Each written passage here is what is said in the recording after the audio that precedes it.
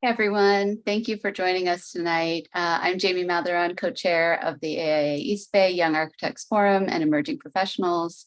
I'm on the board of directors of the AIA East Bay, serving as secretary this year, and I'm a principal at Dahlin, also here in the East Bay. So last October, I was lucky to attend the AIA Women's Leadership Summit that was held locally here in San Jose, California. It was an event that brought together leaders from all around the country to discuss advocacy, equity, and the future of the architectural practice. And our guest tonight was one of the speakers at that event. And when he talked about the work being done at the national level, I thought, wow, I want more people to know about this because there's some great things being done that can really have a great impact in our field. So we are lucky that Ryan agreed to be our guest tonight. So I'm happy to introduce Ryan Gann, AIA NOMA, an architect and design strategist that has blazed a trail founded on service and design. His professional portfolio spans architecture, urban planning, and experimental design investigations that enhance communities, expressing the role that we each play in nurturing a more equitable and sustainable future. Ryan is the recipient of the 2018 AIA Associates Award, Schiff Foundation Fellowship from the Art Institute of Chicago, and was the inaugural architect in residence at the Hyde Park Art Center. Ryan currently serves as a 2021 to 2023 at-large director on the AIA Board of Directors and chairs the Equity and the Future of Architecture Committee. Welcome, Ryan. We're really glad to have you here. Thanks so much for having me. Yeah, wonderful. So an Beaming outline in from cold Chicago. Oh, right. Yes, you're in Chicago. All right. Well, it's unseasonably cool here in the Bay Area too. So we're looking forward to spring also. So an outline for tonight, we'll start with getting to know more about Ryan and his involvement in equity within the AIA. And then he'll take the reins from there and present an overview of the guides for equitable practice. And then finally, we'll have time for Q&A. So feel free to type your questions in the chat if you have questions as we go along, or you can save them for the end and ask them when it's the Q&A period. So let's get started. So Ryan, what is an at-large director and how did you get into that role? So the composition of the board, there are 6 at-large directors. 3 of them are elected by the general membership of the AIA, and 3 of them are appointed through one of our co-governing thought leadership bodies, the Strategic Council. So I went through the getting elected by the general membership on a platform centered around new voices and experiences in architecture and celebrating the future that we all aspire to and celebrating the equity and experience of those voices in the room. And if I back up, though, from what exactly an at-large is, I was really engaged with the AIS chapter at the Illinois Institute of Technology when I was a student. Served as the president in a bunch of other roles, and then also served on the national level, which was sort of my gateway and a peek behind the curtain of what sort of happened and who we all have our aspirations in the work that we do in our daily experience. But there are also these individuals and these organizations, the AIA being one of them, the Architectural Alliance is what we call them, that sort of guide the profession forward in the pursuit of advancement, whether that be through education, whether that be through licensure, whether that be through student engagement, representation from minority architects. We all sort of have this seat at the table with various experiences, and that sort of engaged me and piqued my interest in bigger conversations that happen around architecture and happen around how do we move a profession that's been around for centuries into a contemporary way of practice. So fast forward to me getting on the AIA board, I actually served as the associate director first. So I was there for a blip in time. It was a 1-year term through my service on the National Associates Committee. And that was another peek behind the curtain to say, wow, there's a lot of really cool stuff happening at AIA. This is not the AIA that I thought it was, that there's movement. And I think that since my term started in 2021, we've seen a lot of that movement. We've seen a lot of changes around our equity-centered agendas, around our climate agendas, around the leadership of what the AI board looks like, of what our EVP and CEO looks like, those lived experiences, and the fact that we have 3 women at the helm of AI right now is monumental in our 166-year history, which that's a whole other conversation, thinking about how much AI has changed in the past 160 years paired with culture. So I stay engaged and I stay interested for that pursuit of the future. That's fantastic. Yeah, that was really profound to me when that was, announced at the Women's Leadership Summit, that the top 3 roles of the AIA this year would be helmed by women: the president, the EVP, and the next year's president, right? The president-elect. Exactly. Yeah. Right. Yeah, that's fantastic. So, in terms of what's going on in the national level, because I think most of us interact most with our local chapters, of course, maybe a little bit with the state, and some of us kind of wonder, what's happening at the national level? It does, maybe especially us out here, we're about as far away as you can get from Washington, D.C. So maybe we are sometimes wondering what's going on there with AIA National. And you touched on it briefly with kind of the future and these other voices and lived experiences that you feel are playing a larger part perhaps in national. So can you go into a little bit more about that, of how you think nationals may be evolving in the future with the new leadership that's coming in? Yeah, certainly. So I think, one of the most exciting things about being engaged in a national organization of 96,000 plus members, but representing the entirety of a profession, and one that has great street cred with the public. Everyone knows what architects do. I'll sort of say that with a question mark sometimes, that maybe they don't understand the full depth of what we do as architects. So people know what an architect is, generally speaking. We even have other professions borrowing that title. Mm-hmm. And so I think it's interesting to look at how visible architecture is in our lived experiences, and then pair that with saying, okay, well, today is the present and tomorrow is unknown. How do we chart a future with intention that's unknown? And one of our goals and aspirations at the national level is to better support the prosperity, the knowledge, and the daily experiences of architects. That happens through a lot of different lenses and a lot of different work. And we know that your engagement as a local leader, as a local architect and practitioner and designer, is very much tied to the communities in which you work and the communities in which you have fellowship with, whether that's your colleagues in a firm or whether that's through AIA and you're meeting other people that work at other firms and connecting and engaging. And so at a much bigger level, though, it's a conversation about how do we take those small scale discussions and take them in the same way, let's say, that our colleagues on Capitol Hill work, or a lot of other national organizations that begin to look at this now instead of at a 500-foot level, looking at the 50,000-foot level, and finding the partners that can help us make systemic policy changes that better advance the profession. A great recent example of that is stopping the rolling clock, working with our colleagues at NCARB and looking at policy level, systems level change that can begin to break down barriers. I think for the first time ever, the AIA has had a pretty clear strategic plan: advance racial, ethnic, and gender equity, and climate action for human and ecological health. That doesn't mean that running a successful business, that having pay equity, that having all of these other facets, having design excellence, are not part of those 2 mission-driven strategic goals. That just means we have a laser focus on 2 systemic, urgent, far past their time for us to truly grapple with opportunities that influence both the profession and influence society at large. And through that focus, we've been able to mobilize and leverage a tremendous amount of work and a tremendous amount of knowledge, which is super exciting. Before, when you have, 95,000 people having 95,000 opinions about something and all moving in 95,000 different directions, how do you truly create change?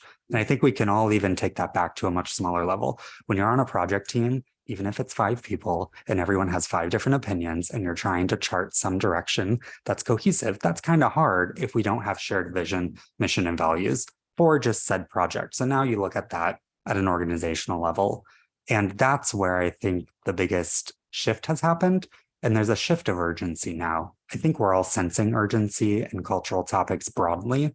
The death of George Floyd put in some urgency on all of us. The pandemic has introduced new senses of urgency.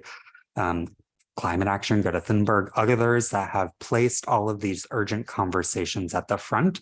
And we as architects are at the front line. So our goal nationally now is to try to best equip architects in the profession to be at the front line with the tools, resources, knowledge, confidence, and capacity to be able to have those discussions with our clients, boots on the ground, with our elected leaders at a state level, with our elected leaders nationally, to work through the policy and the systems level change that can introduce movement and introduce the action that we're looking for. Fantastic. And it sounds like the guides for equitable practice comes out of all of that. So you're talking about these general visions and missions and catalysts for change that people are feeling. So it sounds like the guides for equitable practice is a tangible piece that probably sprung out of that. So can you talk a little bit more about how those guides were created and your involvement in them? Yeah. So the guides for equitable practice came out of a commission that was started in 2016 called the Equity Commission. A lot of work at AIA, I would say profound work in the history of AIA has been member-driven ideas and resolutions. So at any meeting of the AIA every year, there's the annual meeting, resolutions come up and people are like, oh no, we need to think more about this. You've forgotten about X. And that's how voices and concerns have been raised in the past. So at one of those conferences, there was a conversation about equity in the profession, and a commission was started, came up with 16 recommendations. One of them was to produce and to create a platform for more equitable practice in architecture. And through that work, I was not on that commission. Actually, this year's president, Emily Grandstaff Rice, was one of those co-chairs of the commission and was pretty fundamental in helping lead and usher in those discussions and lead and usher in my own involvement into those conversations. And the guides were mirrored on a set of guides that were created in Australia by our colleagues at the AIA, the Australian Institute of Architects, called the Parlor Guides. And they were this amazing resource that were singularly, well, not singularly, but pretty focused on women in architecture. And we took that and said, well, we have women in architecture, yes, but we have a much bigger cross-section of intersectionality and of lived experiences, of identities of race, gender, and ethnicity that ought to have the framework and the resources to be able to advocate for themselves, for those of us that are in leadership positions, advocate for our firms, and for all of us to collectively advocate for our profession. And so the guides were sort of set up in that way, thinking about how you create change, how you learn about your blind spots through an individual level, a firm level, and at the profession level. And these were done in collaboration with our research colleague, Renee Chang, who was at the University of Minnesota and now is at the University of Washington, St. Louis, and based on best practices, and created this wealth of knowledge, these ways in which to think about all these conversations that we've heard about, but through the lens of architecture. How is it specific to what we do in architectural practice? Architecture is different than medicine. They have the same conversations about equity. Architecture is different than law. They have similar conversations about equity. So how do we take best practices in our cohorts of equally rigorous professions and begin to give it specificity to ours so that we can draw a baseline and begin to track and measure and institute the changes and also tell the stories that maybe some of us haven't ever truly experienced. My experience in practice is probably dramatically different than a Black female architect.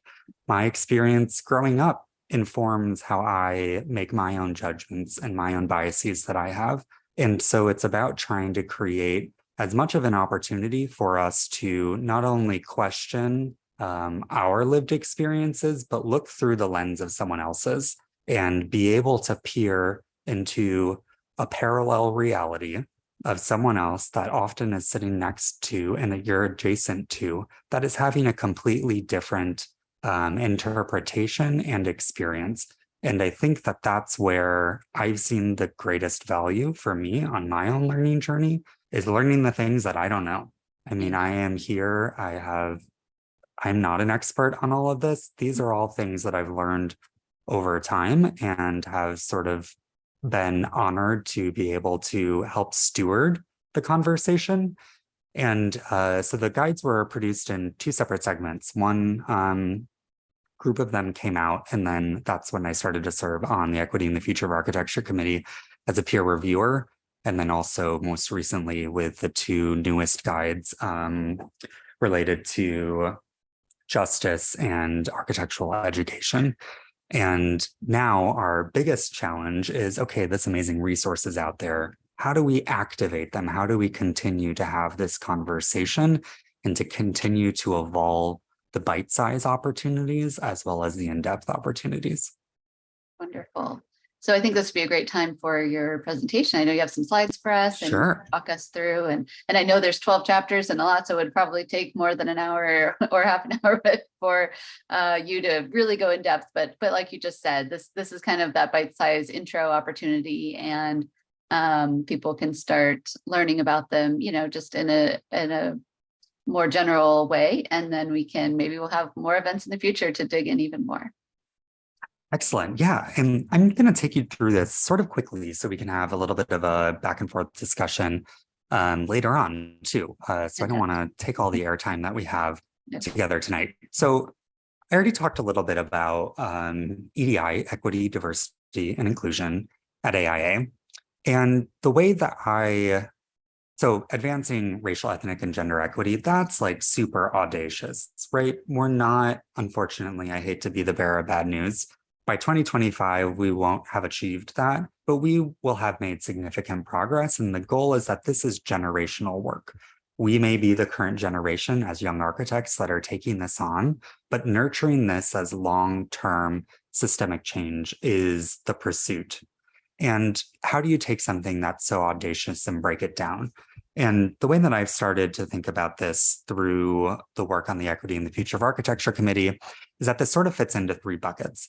That there are the workforce and surrounding systems, how you move to and through the profession, that's pathways into architecture from middle school, high school, through your college education, degree pursuits, licensure, all the way through. That's sort of like continuum of learning. Then there's the built environment. That's the work that we do every day as architects, as designers, as architecture adjacent, whatever you want to call it, our work, our impact. That's also where the intersection, I think, is most clear between equity and climate action. And then there's work that we can do as AIA ourselves. AIA is based out of Washington, D.C., our national organization with 200 plus employees. We have great opportunity to practice what we preach.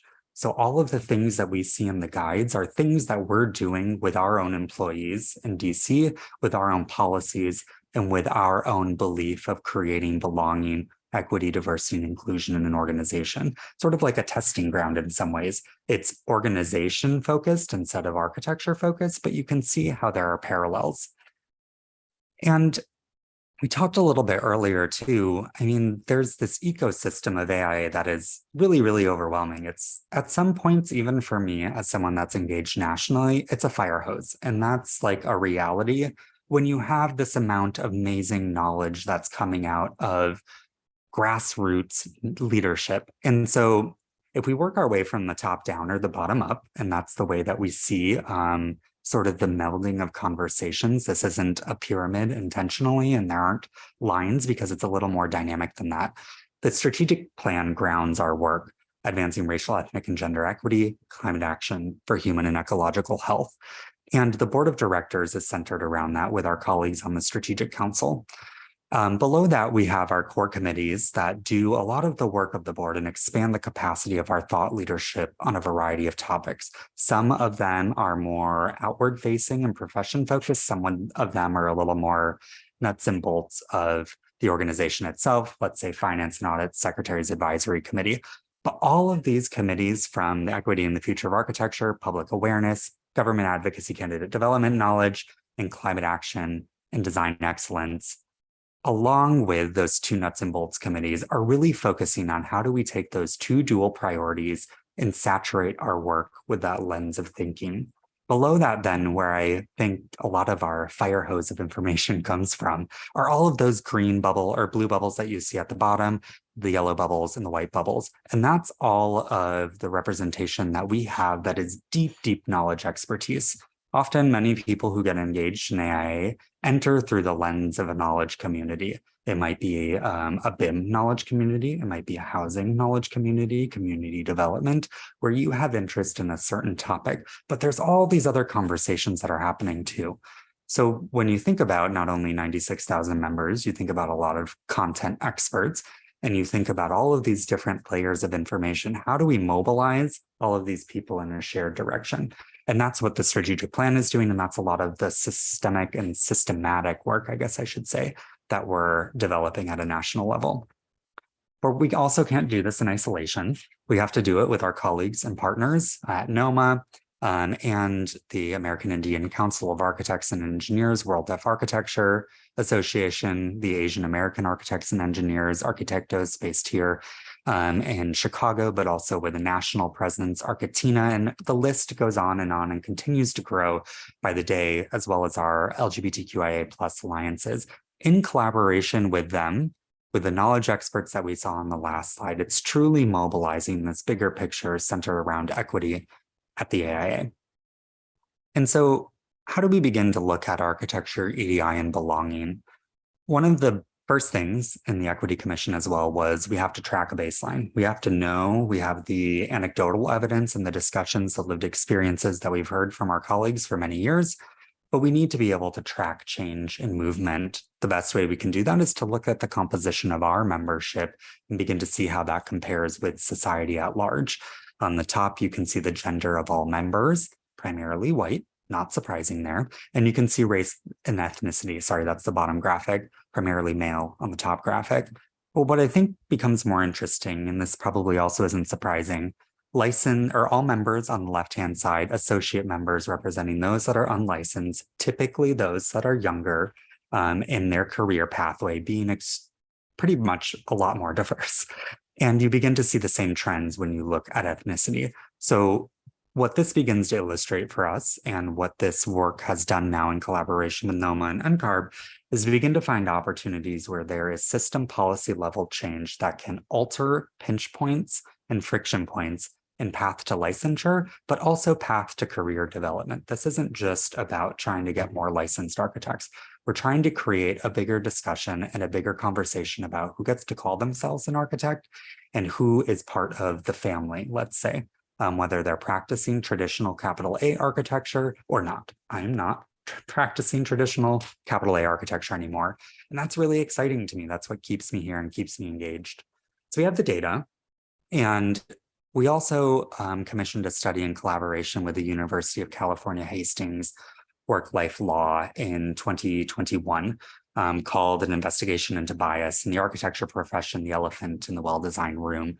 And this was a survey that was distributed to AIA members across firm size, age, family care responsibilities. And similar studies have been created by the University of California, Hastings for law and for medicine. So we went to them and we said, we need a baseline. We need to know with data where bias exists and how we can begin to create that change. So if you look at the lowest dark blue line, members that identified as white men reported fairly low experiences of bias. Compare that to white women, men of color, or women of color. We aren't going to tap into this report today necessarily, but its purpose was to set the baseline, as I mentioned. If you haven't looked at this, it's super interesting. It is a little bit discouraging in some ways. It was commissioned right before the pandemic, so it is recent data. And it uses qualitative and quantitative research methods to get us a place from where we can begin to measure. Part of this too, and adjacent to the guides for equitable practice, is a series of bias interrupters. And I think that this is where a lot of our future work will probably be focused. It's a opportunity through the work of the Work-Life Law Center to look at how we interrupt bias and use metrics, implement bias interrupters, and repeat as needed through the lenses of hiring, assignments, what you're actually working on a daily basis in a firm, performance evaluations, meeting, family leave, and workplace flexibility. And these are all available for free on the AIA's website. And so those pair quite well with very actionable and specific opportunities related to architecture with the guides for equitable practice. So if you haven't ever gone to AIA's website, they sit there and are pretty easy to find under equity, diversity, and inclusion up there at the top. And each chapter has its own sort of subsetting with some descriptions about what it's about, as well as a executive summary, a link to the full chapter, and additional resources. And these will continue to be built out so that we can take what is an audacious amount of information and begin to break it down into bite-sized pieces. So we have these core 11 guides, moving from intercultural competence to the newest guides, Justice in the Built Environment, which was released in June of last year, and Equity and Architectural Education. And those two guides were released in 2022, but the other 9 guides were released over the course of the past 4 to 6 years. And so we've sort of seen a lot of opportunity and movement happening as we begin to socialize these and begin to leverage them, and have continued to update and make changes. So as I mentioned, there's an executive summary for each of these. So each guide is, like 60 pages or something. And that's like, oh my gosh, that's a lot to read.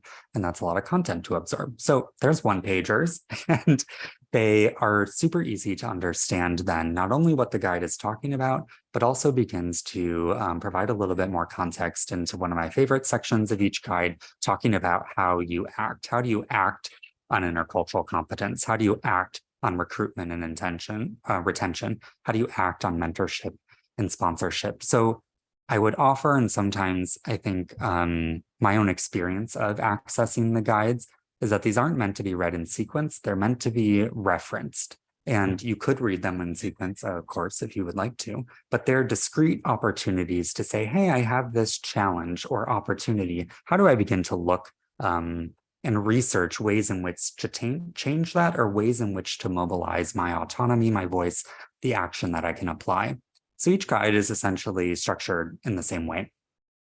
It has a conversation about what is it, what is the topic of the guide, and its purpose, its context, and specifically how it relates to architecture. Why is it important? Major impacts for individuals, for firms, and for the profession at large. What does it look like when we begin to practice this methodology? Compliance, that begins to look at the legal and regulatory side of conversations. It's not the AIA saying this is what you need to do, but there are also outside influences on a lot of these conversations, particularly when it comes to discrimination. Assess, act, and consider are all sort of paired as, how do I begin to reflect at an individual level, at a firm level, and at a profession level? How do I begin to act? What are the things that I can do to create change?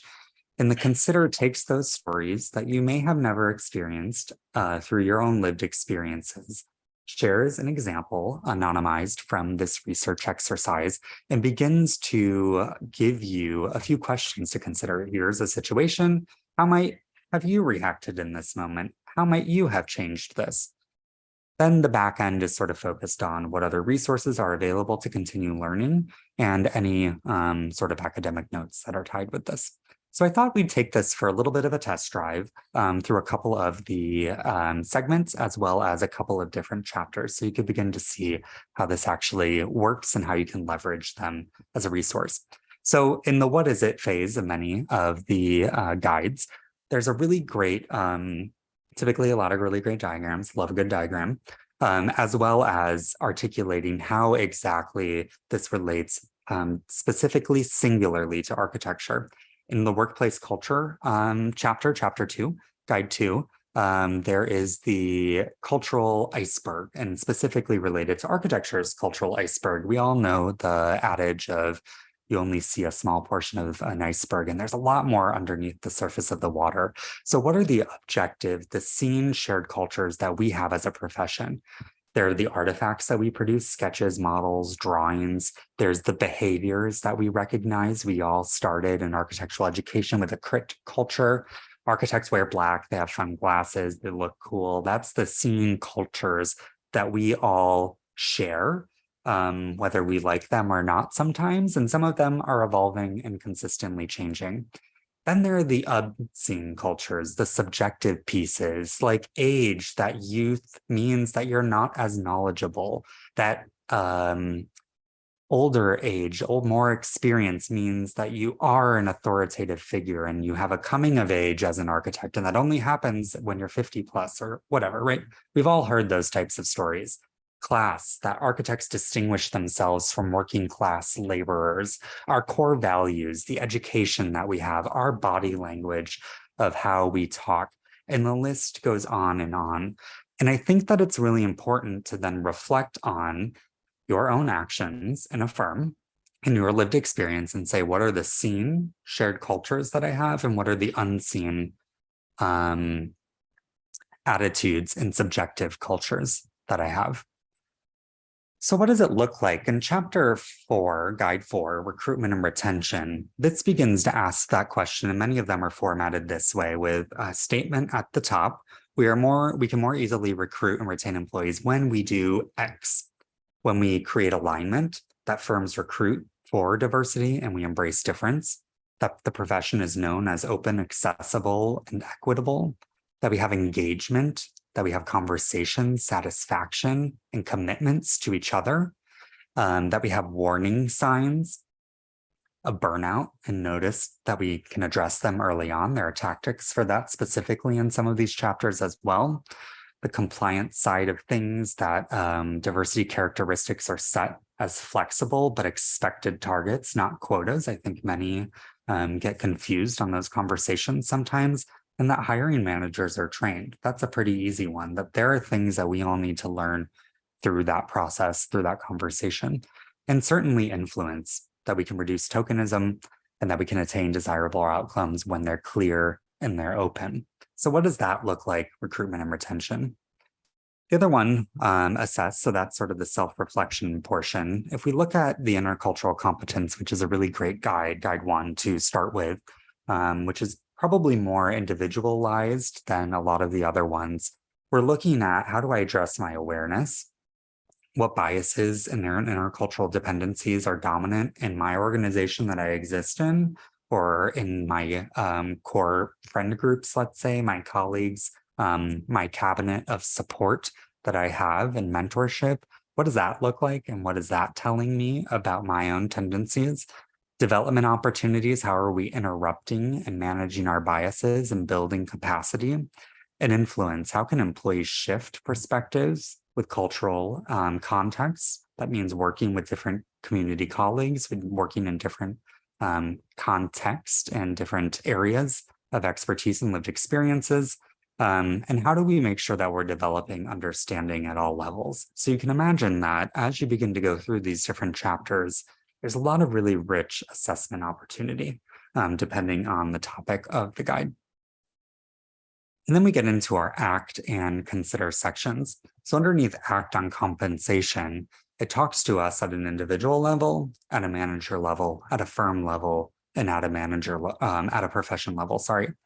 And at an individual level, it's how can I take some ownership over this conversation and not be a passive bystander and advocating for my own equal pay opportunities, as well as pay for an appropriate compensation for what I'm worth and what I can provide as an asset and an outcome to a firm. It's also about transparency, which I think is really important. A lot of these things are often undiscussed or sort of said, over a beer or behind closed doors. Breaking open these conversations so that they're not awkward and that they are accessible to anyone and everyone that wants to have them is critical to setting expectations and moving the pendulum. At a manager level, that's where at an individual level, we can do something on our own. The manager level now is, yes, I can do something on my own, but I also have others that are looking to me for leadership, for guidance, for support in these discussions. At a firm level, that's when we get to talk about systems, understanding our compensation systems, understanding trends, and asking current as well as exiting employees how they perceive compensation fairness. And I think that that's always been something that a lot of firms have been afraid of. When someone leaves, oh, well, too bad, something happened, not understanding why those situations are happening and allowing a systemic problem to continue to occur is where a lot of the broader and more sticky issues in the profession, I would offer, have continued to exist.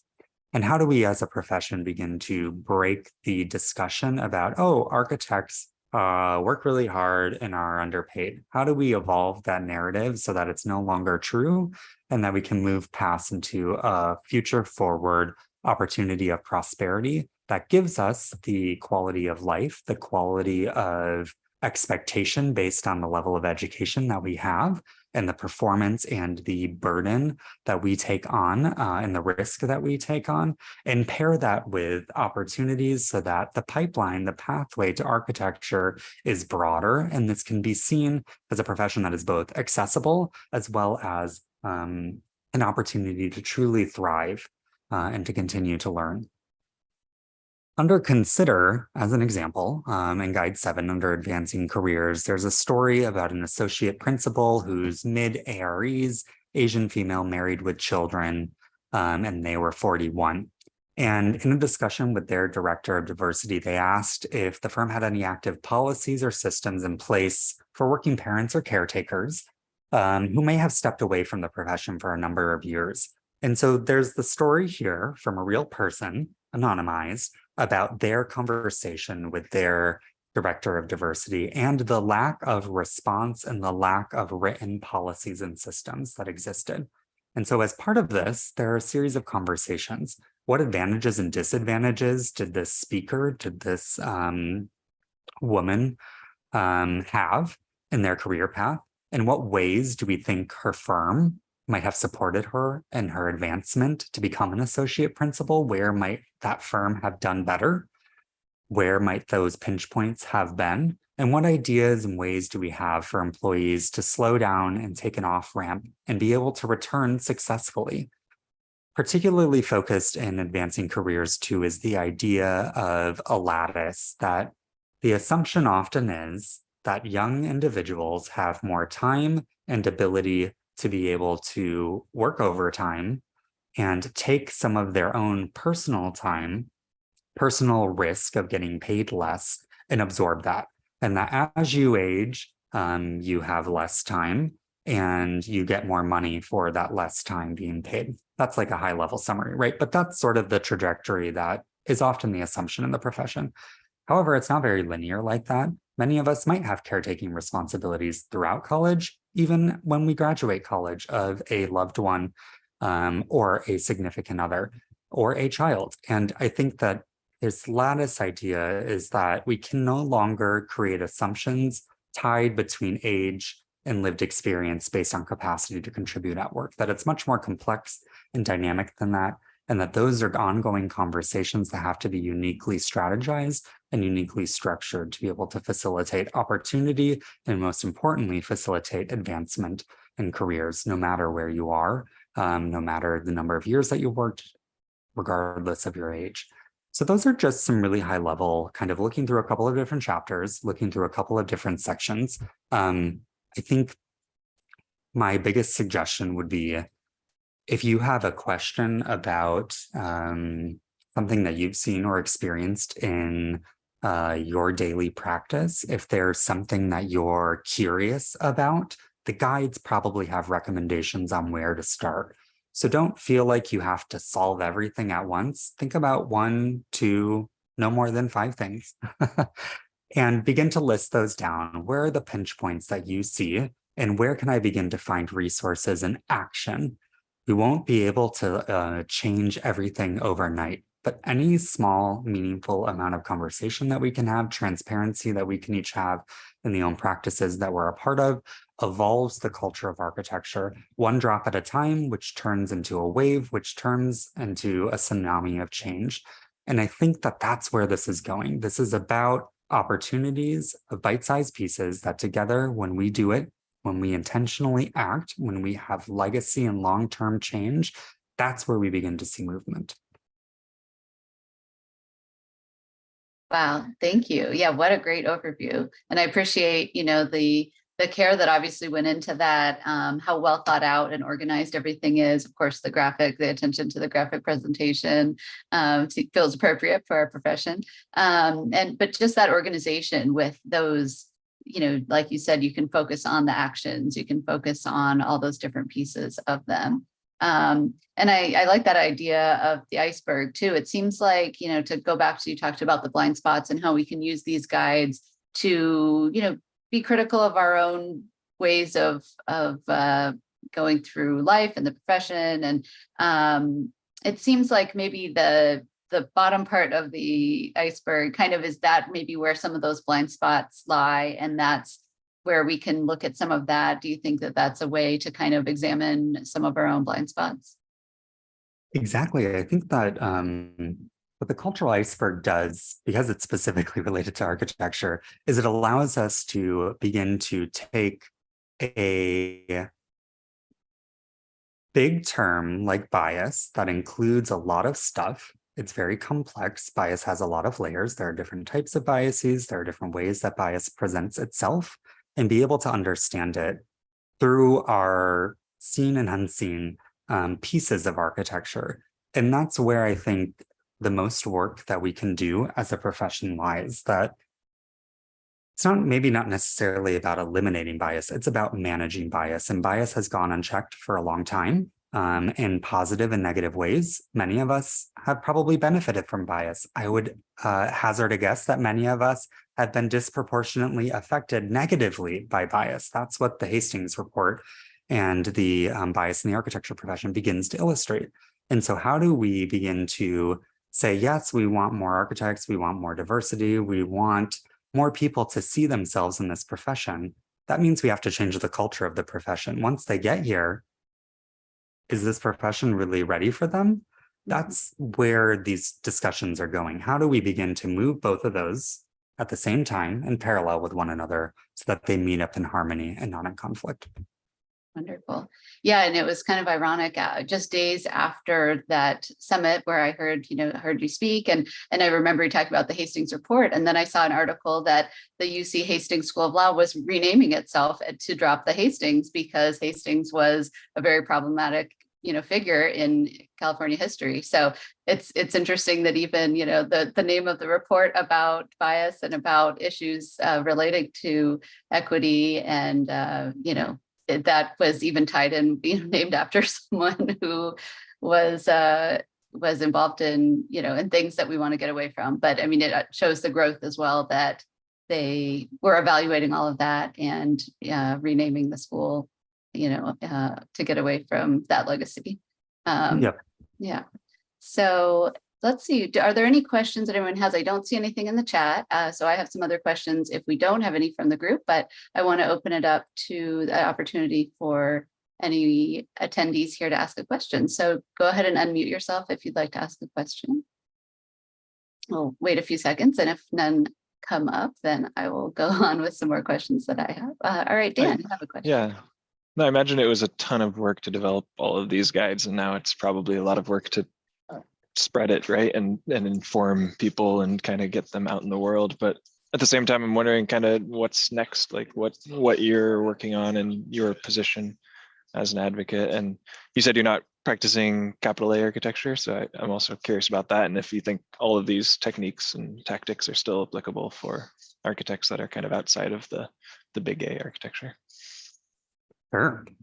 So one of the things there's a lot of stuff that's happening in the equity-centered portfolio right now, but two that I'll highlight is we're working on taking the guides and turning them into bite-sized pieces. We know that oftentimes solutions, let me give an analogy. if I'm working in Photoshop and I know I need to do something, I typically Google something and I find a really quick solution and typically a YouTube video.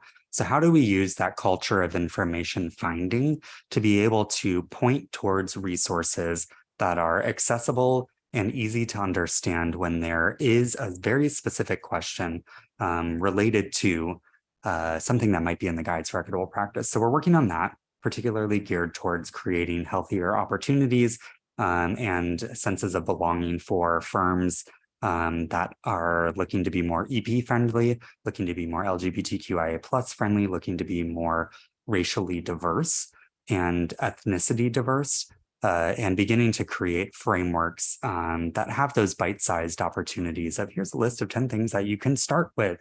And then if you want to go deeper than those 10 things, here are the guides. There's 100 other ways and opportunities that you can continue to learn and evolve. The other thing that's paired with that too, and I've mentioned a couple of times, the audacious goal of advancing racial, ethnic, and gender equity. The AIA's Chief External Equity, Diversity, and Inclusion Officer has a background in philanthropy. A lot of philanthropies, let's say like the Gates, the Clintons, the Ford Foundation, all have huge missions, and the way that they leverage opportunities for funding is through something called a theory of change. And so what we've begun to look at is that model and begun to roll it out internally at AIA to be able to look at where do we have agency and autonomy over change at the organization level, at a partner level that's a little bit outside of the organization, and at a systems level. And how do we begin to basically catalog the opportunities that we see ahead of us, create metrics around them, consistently report on them, and begin to usher in the change that we wish to see. Otherwise, we're sort of just trying to fire on all cylinders in a coordinated way, yes, but also in a really overwhelming way.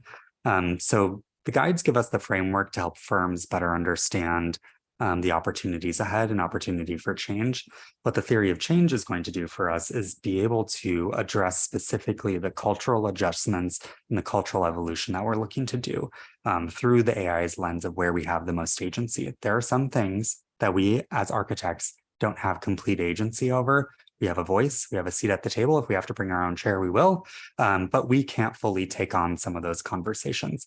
And that's how we begin to push the conversation forward. What I'm doing that's not, or why I would call myself a non-capital A architect. Right now, I'm not really focused on buildings or spaces as an end product. It's more focused on the design process and using that as a way to ferret out solutions, whether that be for a firm that's looking for accelerated growth and business prosperity in new markets across the country, and using my experience in community engagement, my experience in facilitation to usher in a conversation and design a framework, design a design process for a business rollout, or whether that's designing a design process for a podcast, for community engagement, which I still do, or creating the infrastructure for design excellence to actually happen throughout a project. So it's more of process management, I would say now, where the question and the challenge at hand oftentimes is not a building. And we still, or I am still using the process and the framework learned in design education to help solve and create solutions and paths forward. But Awesome. I'm still a licensed architect. Right. Great. Very cool. Yeah, it's great to think about all the different paths that people can take within architecture. I do some mentoring through the AIA, and that's always something that, sometimes people are interested in what they can do with their degree beyond just the traditional aspects that we all think of.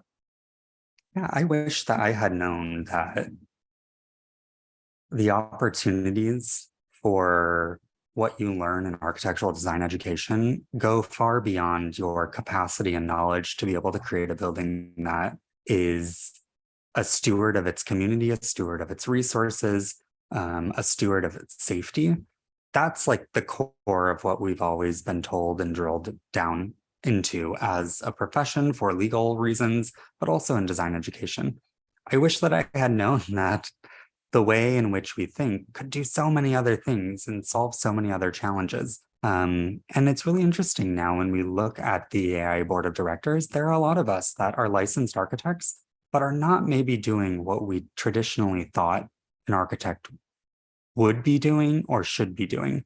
And I think that that's really exciting. It's starting to evolve the conversation to be something much larger and to be something much more inclusive. That doesn't mean that we've lost all of the other stuff that make the health, safety, and welfare of the public critically important, the design excellence of buildings, and the design intention of buildings critically important. It just means that we're able to expand the thought.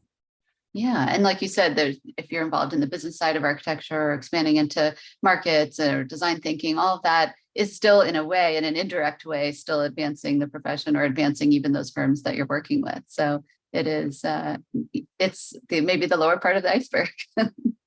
Yes, Yeah. exactly.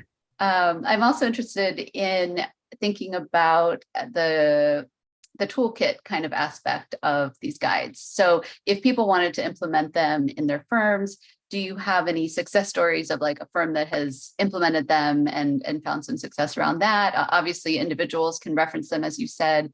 It's a great, handy kind of tool for a particular situation that comes up. But what about in a global way? Have you heard about any firms since they've been out for a few years being able to implement them? Yeah, I think the biggest success stories that I've heard is when the guides are used as sort of like a book club, where let's say you have an EDI committee and you could each take for a couple of weeks or even months one of the chapters and begin to read them together, think about them together, have shared conversations, and begin to create an action plan. I think that's where this is most important. There is the responsibility of the individual to begin to manage their bias, look at where their blind spots are broadly, and begin to create their own reflections and opportunities for change. But when you do that in isolation on your own and without others, that also introduces a whole other series of blind spots and pinch points. And that's where this doesn't have to be the work of a singular individual sort of blazing a trail on their own. Like that's where we can really come together, whether it's 2 of you, whether it's 20 of you, is sort of irrelevant. But the shared experience of reading and thinking in the same way that the shared experience of designing together creates better outcomes. That's where this work goes. That's not any different. We're just talking about designing systems for business success, for belonging, and for design success. There's plenty of research out there that shows that diverse teams that are managed well outperform any other type of team from a monetary perspective, from a design excellence perspective, from just a core happiness perspective for employees. And we see that across professions too.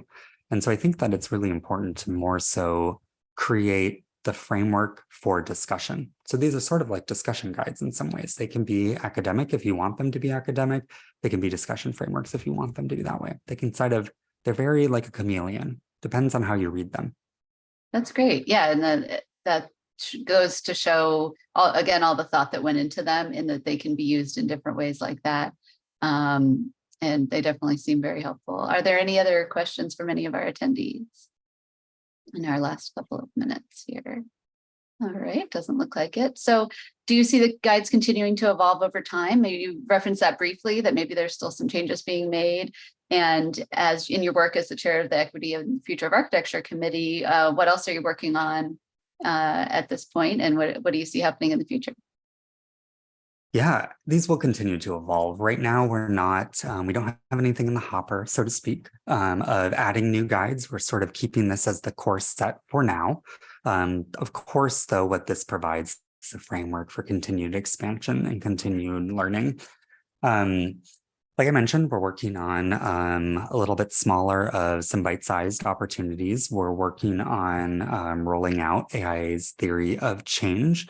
We're also beginning to have a lot of deep conversations with our colleagues on the LGBTQIA+ front to look at historically and certainly contextually what's happening with those conversations right now for our queer friends, and beginning to find ways in which architecture can better support our colleagues in those communities, as well as find ways in which firms can better support them.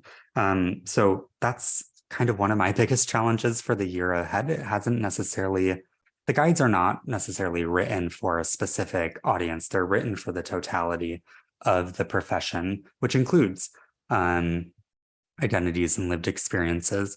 But I think there are a lot of unique opportunities ahead. I use our LGBTQIA plus community as an example, but that also means that there are a lot of other communities that we have to create the infrastructure for the conversation, for being able to go deep, being able to be thoughtful about how AI better supports that, how the profession better supports that, and how we create the image, the welcoming qualities that a small 8-year-old child who may not see themselves in any other profession sees an architect out there and can be inspired to create the future, design the future, and design their career pathway. Yeah, wonderful words. Yeah, and to me, this is so inspiring and exciting to see that AIA is doing this, and to know that this is a resource that we all have available to us. And that event where I heard you speak was just, really a wonderful, deeply inspiring, and really substantive content about a lot of great work that's being done out there. So kudos to you for this work that you're doing, and thank you so much for being here tonight to share it with us. And I'm sure thank you for sharing your contact info. So as you said, people could reach out to you if they have any other specific implementation questions. Any last things that you want to say? Well, so the conference you're talking about, the Women's Leadership Summit, is happening again this year. We've turned it annual. So everyone should mark their calendars for early September in Boston. And it is open to anyone. Obviously, the title says Women in Architecture, but I attended. I do not identify as a woman. And it was an amazing experience. And I could not underscore the amount of opportunity, the amount of connection, and the amount of depth that comes from those conversations. It was amazing to be a gender minority for the week while we were there in San Jose. Very eye-opening for me, taught me a lot, and continues to propel me forward. Great. Well, yeah, definitely exciting things to come for the AIA, and with seeing the leadership and these events that are happening, it makes me excited to be part of AIA. So thank you again for all the work that you're doing and for being here tonight. Thanks everyone for spending some time on your Thursday. Thanks everyone for attending. Hope to see you at future events. Thank you. Thank you. Good night.